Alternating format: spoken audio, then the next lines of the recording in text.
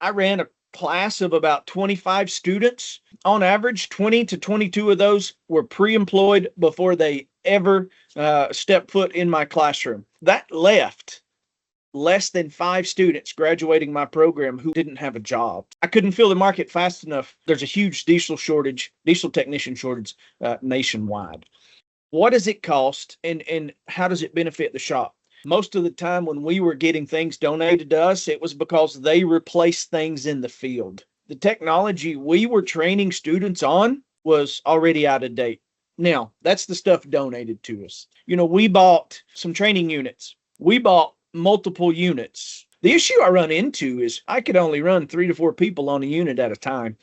If I've got 3 units, I'm running less than 10 people through a training exercise at a time to ensure they fully get the content. We're talking 6 figures to do that. When I implemented VR, I reduced my cost tremendously, and now I can engage 20 to 25 students at a time because I put 23 headsets into my classes. So that high cost of equipment that ultimately limits us, we were able to combat that with VR. And we show the students the proper way to do things so that when they get out into the shop, they're not just relying on a PowerPoint. They're actually relying on hands-on education that they got in the virtual reality space. Now, we are not replacing hands-on education. You can never replace hands-on education.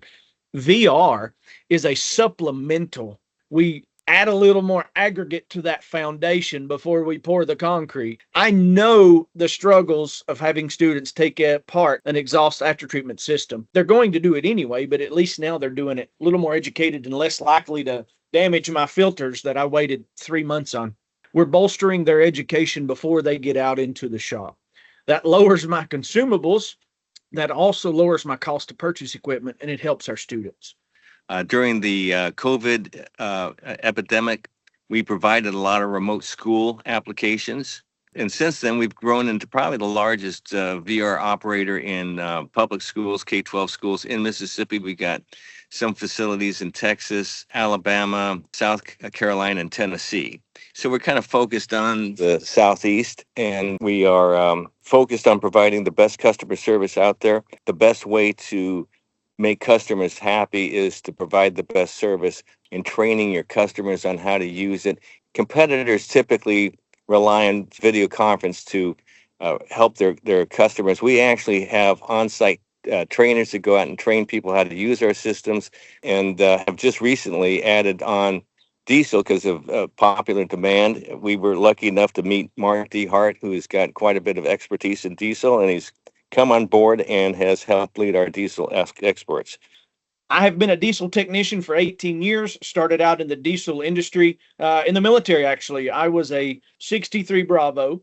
So I started out, working on everything with a diesel engine. I have been an educational consultant for about 15 years. I was also a full-time professor at a career technical education school out in California. As an educational consultant, I have wrote and managed over $15 million in grants, whether it be, a full robotics program for vegetable sorting, to diesel as an instructor who has put VR in the classroom.